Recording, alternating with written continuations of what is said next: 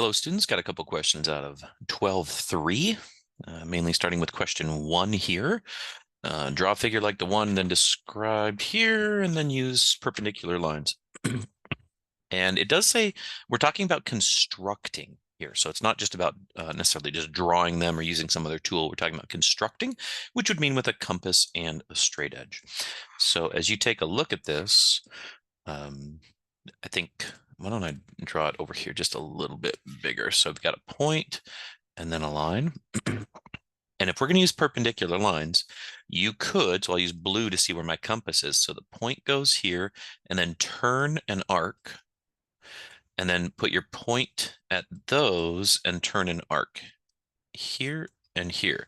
And what you'll create, of course, is a rhombus, but you'll get this perpendicular line out of it, really. Okay, so I've got point P here.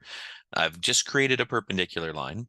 Now put your compass point. So now I'll choose a different color for the next one. Put your compass point here, turn out, then put your point here and adjust your compass to be longer than it just was. It has to be longer to make a rhombus out of this. So turn up this way and then turn over this way. Come to the other side, put your compass point, turn this way, turn that way. Again, so really I'm just like, you could make the whole circle, but it's just needs a little arc. And then draw that line. And that line is guaranteed to be perpendicular to the blue line, but the blue line is perpendicular to the red line. And so if you take a look here, I now have perpendicular lines. And I also have two lines, line A, line L, and this other line, which I'll call T. So two lines being cut by a transversal, and they create congruent corresponding angles. For the other part where they're asking you to do the one where you're creating with a quadrilateral whose diagonals bisect each other. To be honest, it's almost a little bit laughable. Is it possible to do this? Yes. Is it a decent amount of work? Yes. So you have your line, you have your point P, and they give you a hint because they know as you're looking at this, you're like, what the heck are you even talking about? So all you do is this, draw your line down, okay?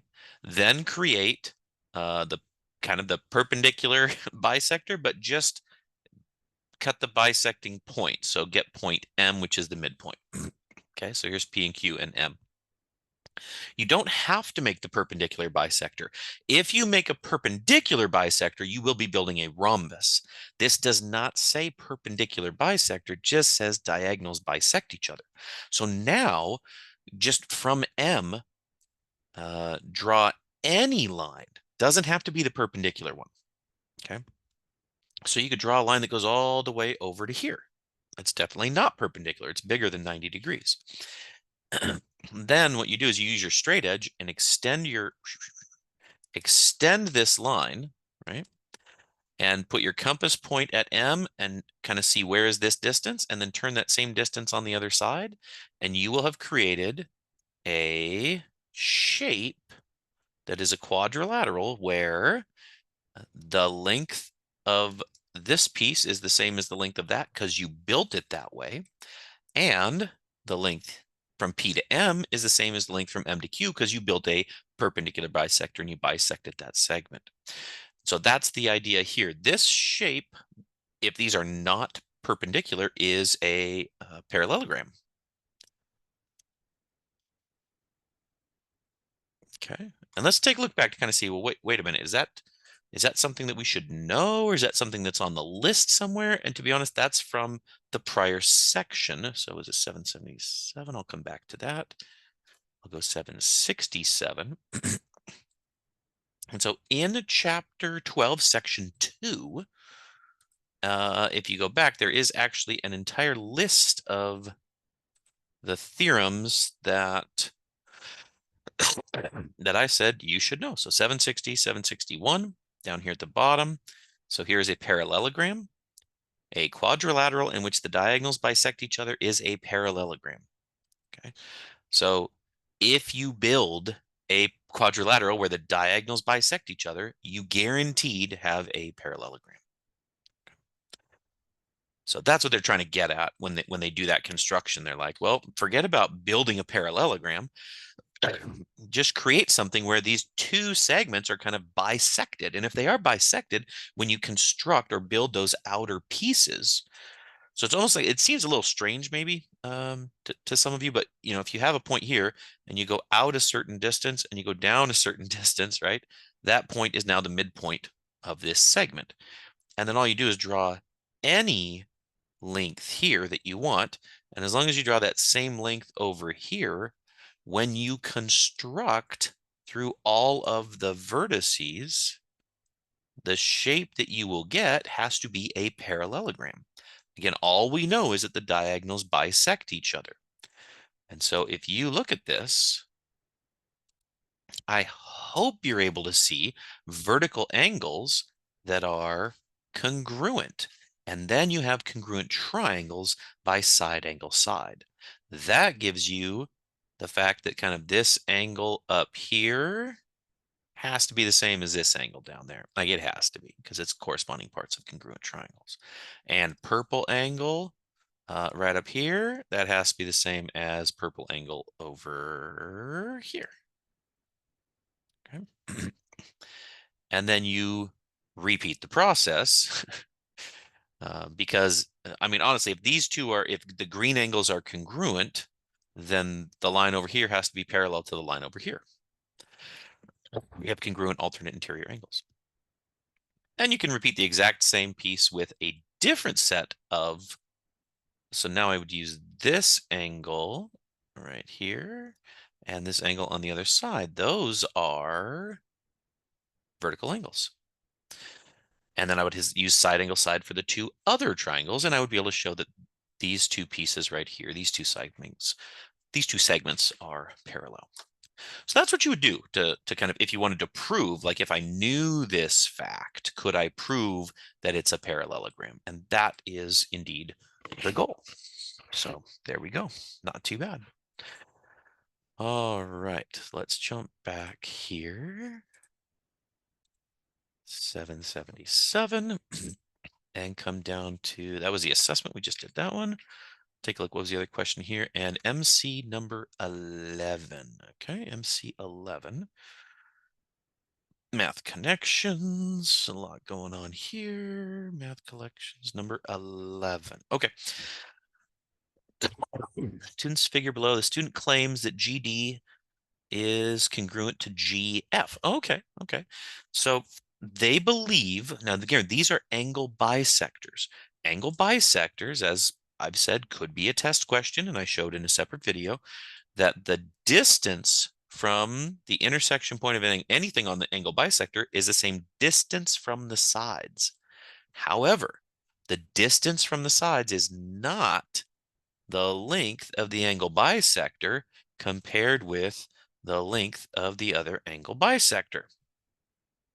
That is not how it works. And let's show why. If you're okay with it, I can show you why that's the case and why you would really need to do something else. I'm going to jump over here to GeoGebra. Don't need that one.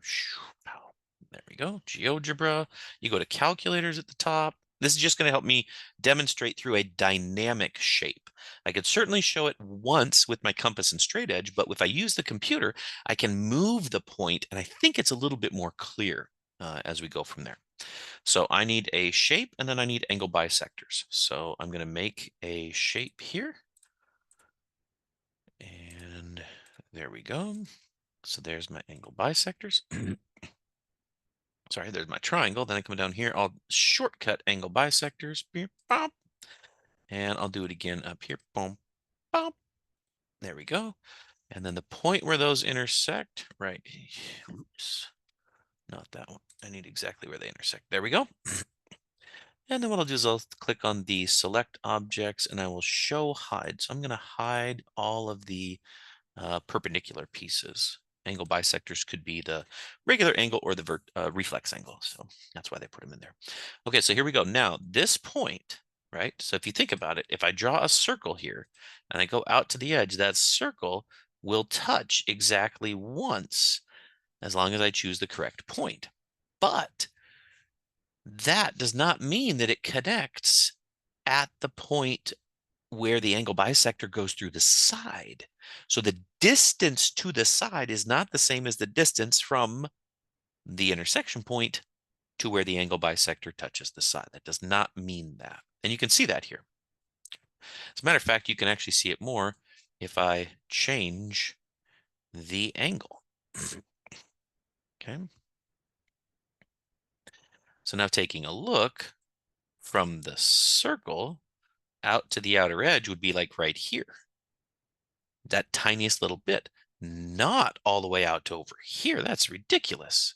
And clearly now, well, at least in my mind, it seems pretty clear that as you look at this length, this angle bisector from the intersection point to the outside edge is definitely not the same as this length right here. Okay, no, those are clearly not the same. The only reason why, if you look in the book and you can kind of say, well, wait, why do they look the same? It could be true, is because they just pulled this point back. And again, here's a big if you made an equilateral triangle, then it actually is. Then in that one situation, it does work out perfectly, but it's certainly not true all the time. So again, that's what they've got going on here. You would actually need to compute the distance out, and you would do that. Let me go back to the shape. If you wanted to find the actual distance out, you would take a point, this point, and take this line and form, oops, I need perpendicular lines. Select a perpendicular line and a point. There we go. So I need the line, click.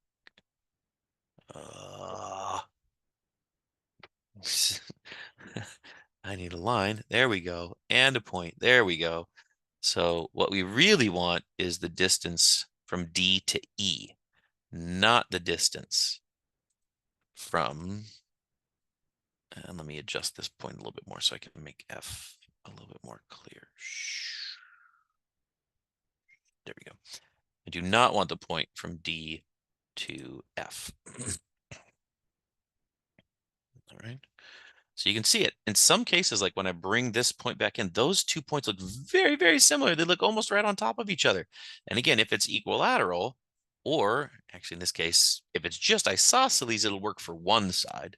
But that's definitely not the case for everything. So yeah, not a bad thought from the student though, right? They're like, hey, if these intersect, we're good to go. But they're just misinterpreting, I believe, what's the distance from point to the side, right? That's, I think, what they're missing. Okay, cool. That's it for 12.3. All right, off you go.